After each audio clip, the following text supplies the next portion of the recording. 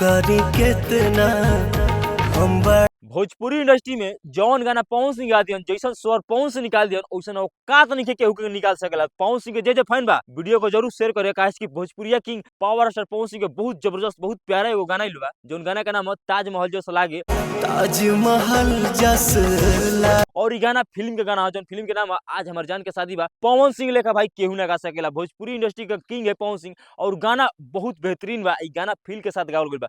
बहुत लोग कंपेयर करला खेसारी लाल यादव से कि पवन सिंह से आगे बढ़ खेसारी लाल यादव, तो ऐसा बात नहीं है। खेसारी लाल यादव खुद पवन सिंह के बहुत रिस्पेक्ट करलन, आ पवन सिंह के भैया कहलन, आ पवन सिंह भी खेसारी लाल यादव के छोट भाई की तरह प्यार करलन।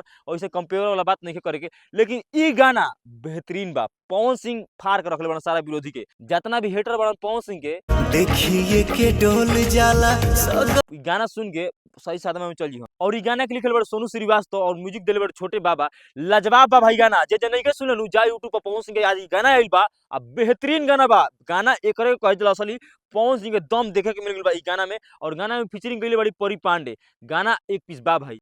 अब पवन सिंह रुके के नाम ना लियन, bank two bank Pawan Singh के अब गाना आई, अब महफिल में खाली पवन सिंह के नाम गूंजिया। पवन सिंह के जे फैन बनू भाई, तो जाने के इंतजार खत्म हो गइल, काहे कि पवन सिंह के गाना अब बैक टू बैक आई 4 हफ्ता महफिल में पवन